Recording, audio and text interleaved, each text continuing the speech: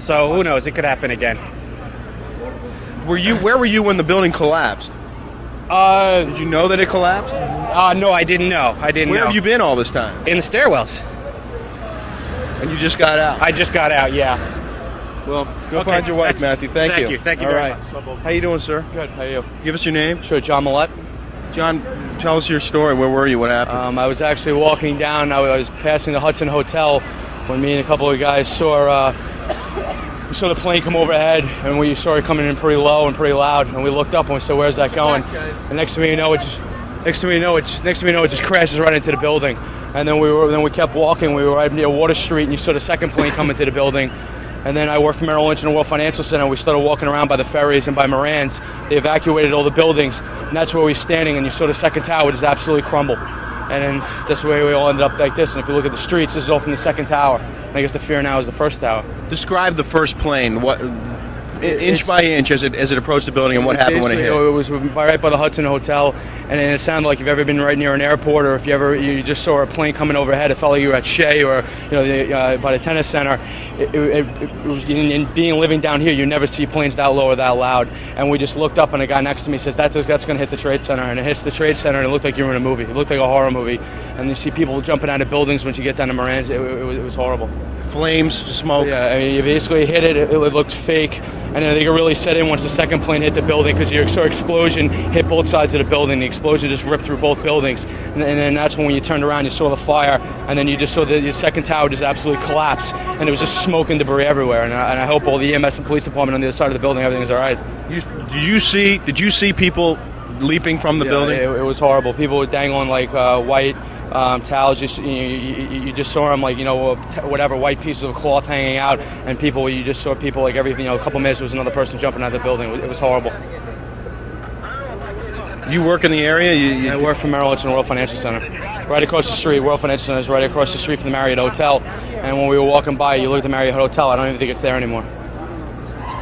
So, well, I don't know what else to ask you. I mean, it's just an incredible story. It's just horrible. It's an absolute shame. Do you think you know people who were on the floors that were hit? You just pray when they evacuated people. Unfortunately, they evacuated people both sides of the World Financial Center. I don't know if if you're talking talking about the other side. We were by the water, by the ferries and Moran's in that area. You just hope the people on the other side, they actually evacuated them out, and that's the fear, I guess, with this building here. You just see the fire like 20 stories. You worry about the building giving out, and it did. How far away from the building were you when it collapsed? I was right by where the people get on for the ferry, right next to Moran's, to the right of Moran's. So 10 blocks, 20 blocks? 10 blocks away. And then there was a decent crowd, and that's when everyone just dispersed. All right. Thanks for talking to us. Thank you. I appreciate it. What's your name? All right, Rick Leventhal. Where are you from? With Fox News Channel. Okay. Thank you very much. All right. This, Oh, sorry. are they moving us? Yeah, we gotta move. Where? The truck has to move? A couple blocks up, yeah. Why? Chief Department. Were you folks in the building? Yeah, we're in the building. What floor were you on? 62. 72. 72. I can't talk about it. Tell me what happened. What did The you whole feel? floor shook, the building was shaking, and it felt like a bomb hit or a plane hit or something like that. But the whole floor A plane did hit. A plane did hit. Yeah, and then we looked out the window, all we saw was debris all over the place. But we thought the building was going to topple over. It was going so Well, one of them did. One of them did. We were in town one. We made it out. Well, you're a lucky man. Thank you very much. Okay, thanks. All right, take care. Jesus. How are you? Where were you when it happened? On the 70th floor in the World Trade Center. The building shook. It felt like it shook about 10 feet in each direction. At that time, I really wasn't worried. I know the structure is built pretty good, but on the way down, there was another explosion. And then the lights was out, then there was a lot of water. And right now I'm just thankful. I have a lot of faith in God, and I hope a lot of other people made it out the building as I did.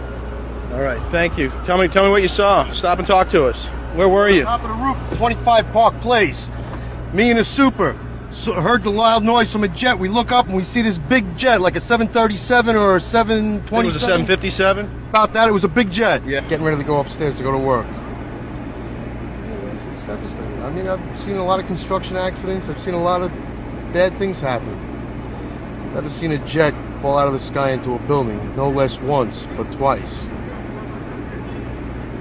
Devastating. Devastating. I mean, it's overwhelming. There's nothing that can describe it. Nothing. What's your name? My name's Artie Foreman. All right, Artie. Thank you. No problem. What, Right there. all right. Take care, man. Faulkner. How you doing, sir? A little shook up. We were just evacuating. I went through Tet in Vietnam, and I never seen anything like this. It's unbelievable. How close were you to the building when this I was happened? in front of the door of 5 World Trade Center, evacuating the people out of the building. And we got a lot out, and then it just blew. So you think there were still people in the building Absolutely. when it collapsed? In my opinion, absolutely. It was terrible. It was unbelievable. Everyone's running for their lives at that point? Well, we were orderly trying to get them out, and then it blew, and everybody, you couldn't move because you couldn't see. It was ash and smoke, and so we followed the windows of the building down and got out into, I believe, Broadway. But I couldn't see because my eyes and my mouth were full. Somebody handed me this out in the street, thank God.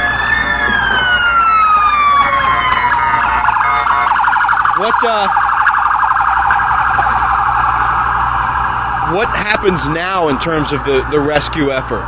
Well, now they'll have to wait for everything to settle down, but then go back in. Nothing else you can do but go back in.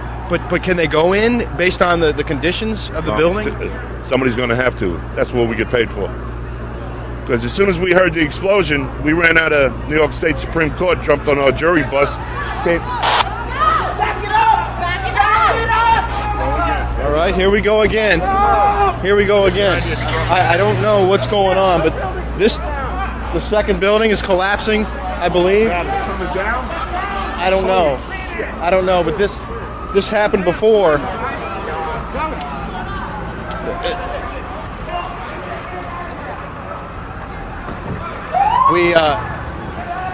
We saw the same thing happen before, where the first building collapsed and there was a lot of smoke and flames.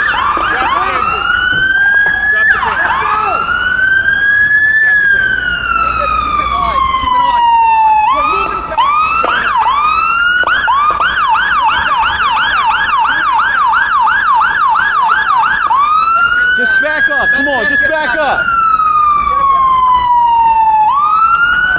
Come on. Come over this way, Pat. Fine, we will. We can see the top of the building from here. Oh, yeah. Oh, there it goes, there it goes, there it goes. There it goes. Oh. When it comes down, we're... All right. We do need to put it down now. I think we need to put it down now. Here we go.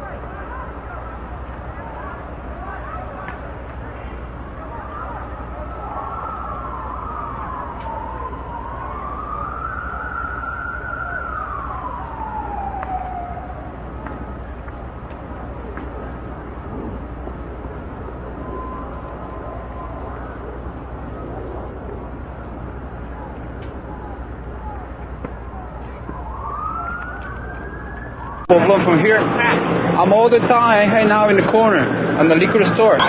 This is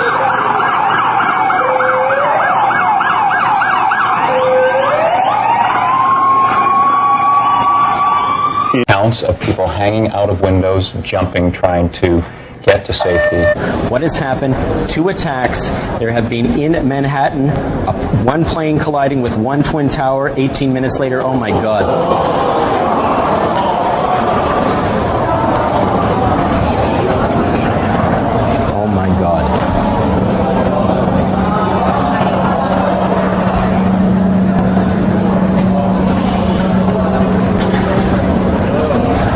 imagine the situation could get any worse. You've just seen it get worse. That was the second tower of the World Trade Center collapsing before our eyes. The second tower collapsing as rescue officials were trying to evacuate the building, trying to put the fire out that after a plane had collided there shortly before 9 o'clock this morning. Here we're looking at video now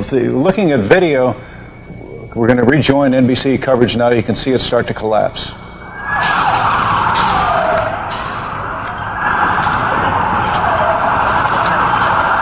That's a videotape replay.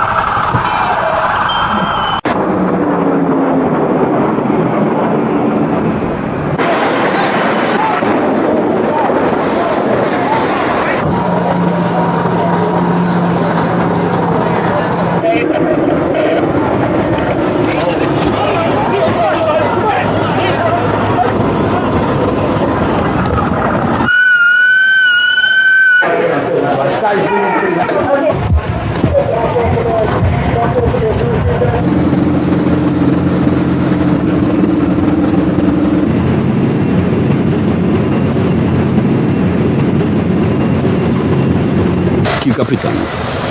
Jak to możliwe, że uzbrojeni przestępcy przedostają się przez sito drobiazgowych kontroli na lotniskach?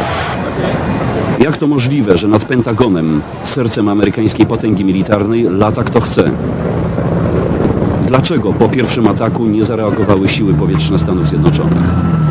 I ostatnie, na które odpowiedzi nie będzie pewnie nigdy. Czy po tym, co stało się wczoraj, ktokolwiek na tym świecie może jeszcze czuć się bezpiecznie?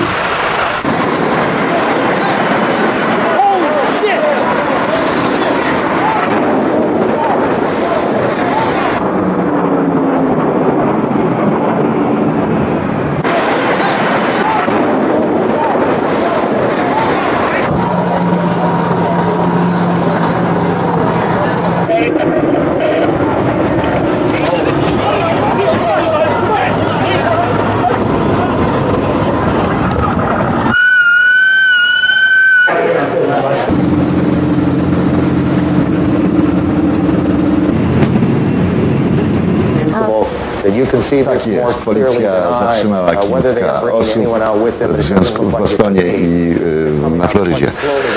Popatrzmy na to przez chwilę, co się dzieje. I wracajmy, przepraszam, wracajmy do czerwonego wątku. No więc myśl moja jest taka, że musimy wszyscy zrozumieć w tym i w Polsce, my też nie możemy, powiedzmy, myśleć, że no dobrze, uderzono w Manhattan, czy uderzono w Pentagon, a nasza wieś spokojna, nas to nie dotyczy. To szykuje się zwarcie światowe, ogólne. Jeżeli prezydent Bush mówi, że to jest wojna, to nie myślmy, że jesteśmy w tej wojnie widzami tylko. Zresztą nie jest możliwe, by Amerykanie sami ten problem załatwili. To znaczy nie załatwią problemu terroryzmu w świecie przecież. Nie załatwią, będą musieli. Napływają kolejne potwierdzone już ostatecznie informacje o ofiarach śmiertelnych. Na razie podaje się liczbę 82 osób. Są to zwłoki już wydobyte spod gruzów.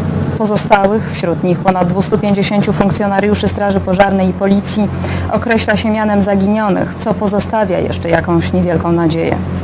Wiadomo jednak, że ofiar mogą być tysiące. Burmistrz Nowego Jorku, Rudolf Giuliani, zwrócił się z prośbą do rządu federalnego o zaopatrzenie służb miejskich w 6 000 worków na zwłoki. Wciąż płoną budynki na Dolnym Manhattanie.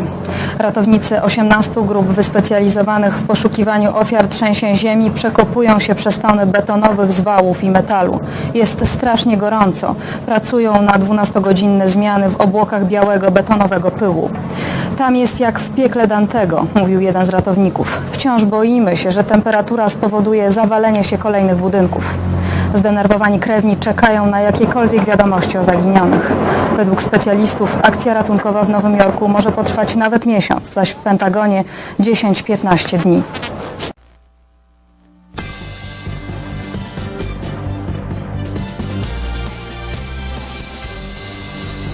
Żeby zacząć od pierwszej eksplozji, to otworzyłem okno i od tego czasu tu siedzę i wszystko widzę.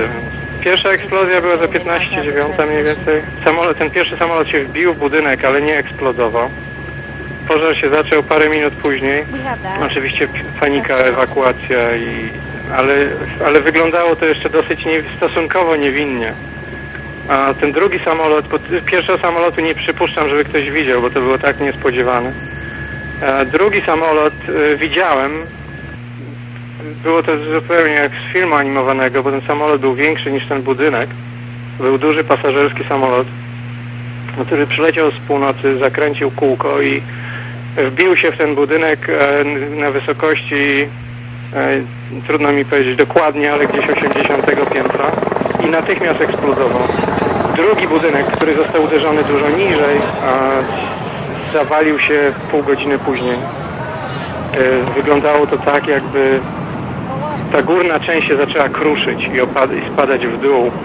To wszystko było w zwolnionym tempie, nieprawdopodobny widok i później cały budynek zaczął się zsuwać, ale zsunął się, jakby się zapadł pod ziemię. Nie było żadnego, nie przechylił się, tylko zapadł się pod ziemię. Tego nie można do niczego porównać. Ja powiem panu, z tego pierwszego budynku, który się zapadł, powstała chmura pyłu i dymu, która wyglądała tak mniej więcej, jak nam się wydaje, wygląda eksplozja bomby atomowej. Długa, bardzo długa. 1993 rok, Nowy Jork. Samochód wyładowany trotylem wjeżdża do garażu budynku, który został dziś zniszczony. Rozmiary ówczesnej tragedii nieporównywalnie mniejsze od dzisiejszej. 6 osób ginie, 1000 jest rannych. Po długotrwałym śledztwie i procesie dowiadujemy się, że zamach zlecił ten człowiek, szejk Omar Abdelrahman, duchowy przywódca islamskich fundamentalistów. 2 lata później, Oklahoma City, w eksplozji bomby podłożonej pod budynkiem władz federalnych giną 164 osoby, w tym 19 dzieci. Zamachu dokonał człowiek, który dokładnie 3 miesiące temu został za swój czyn stracony. Timothy McVeigh do końca wyrażał satysfakcję z tego, co zrobił. Poza granicami Stanów Zjednoczonych najbardziej wstrząsający zamach miał miejsce w 1988 roku nad szkocką miejscowością Lockerbie. Wypełniony pasażerami Boeing amerykańskich linii lotniczych Pan Am eksploduje i rozpada się na drobne kawałeczki. Wszyscy giną. Nici wiele lat toczącego się śledztwa zaprowadziły do stolicy Libii. Czerwiec 96. Samochód pułapka eksploduje w amerykańskiej bazie wojskowej Chobar w Arabii Saudyjskiej.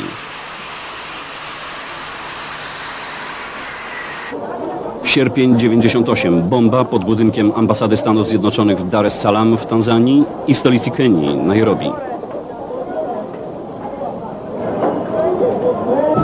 Wreszcie październik 2000. Samobójczy atak na amerykański niszczyciel zacumowany w porcie Aden na Morzu Czerwonym. Sprawców wielu z tych aktów terroru nie udało się do tej pory wykryć. Można tylko domniemywać, że swój udział w nich, a zwłaszcza w dzisiejszym, mogą mieć arabscy fanatycy, którzy po zabójstwie jednego z ich przywódców zapowiedzieli krwawy odwet.